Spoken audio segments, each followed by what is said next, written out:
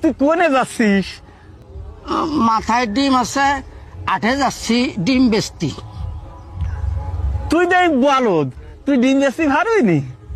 হ্যাঁ, আমি একলা বলদ, তুইও তো কম বলদ না।